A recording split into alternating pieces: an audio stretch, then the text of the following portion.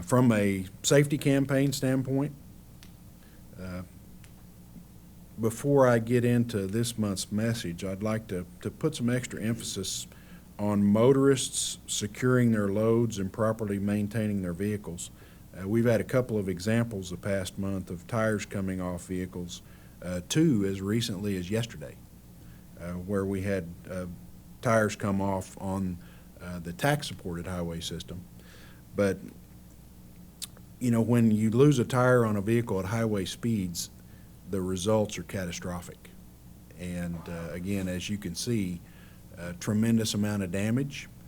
And the emphasis is, you know, we talk about securing our loads, and we have a whole safety segment devoted to it in the springtime, but it's never too early to really pay attention to that, whether you lose a tire that's improperly secured on a trailer, or whether you actually have a maintenance issue that causes a tire to come off a vehicle. Again, those results can be catastrophic at highway speeds, and I've witnessed tires coming off of vehicles several times across the course of my career, and the force that is generated from, you know, a vehicle traveling 60, 70 miles an hour down the highway that loses a tire is incredible. I've watched them scale barrier walls and go 50 feet in the air and then continue on their way bouncing down the highway. I've watched them take out a quarter mile of chain link fence, fortunately, because that stopped the tire.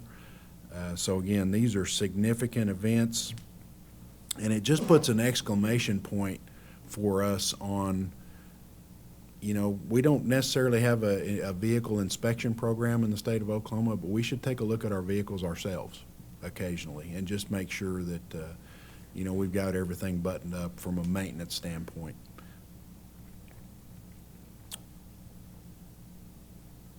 Distracted driving, you know, again, back to the kind of the snowplow message, you got to believe that we may have had some folks out there distracted.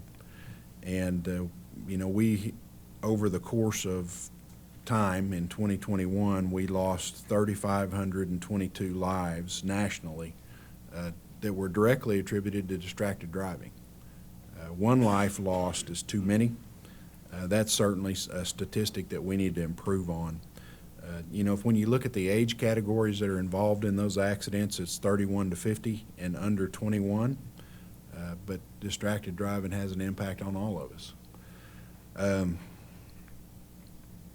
You know, the most common crashes that we see here in Oklahoma: unsafe speed, driving while impaired, under the influence, driving left to center, inattention and failure to stop. And, you know, distracted driving, just like seatbelt usage, is the one thing that we can do something about. Put away those distractions, buckle up every time you get behind the wheel, and put safety first for yourself and those around you. So, Mr. Chairman, I appreciate the opportunity to give the board an update. Again, thank you to the Turnpike Authority team for everything that they do every day to keep the traveling public safe and to provide good opportunities. And be happy to answer any questions the board may have of me. Any questions? I just have a couple comments. One, I'd like to mirror your compliments to Mark and his team for what they do. And it's, you know, you can always tell you're on a turnpike when you get on there in bad weather.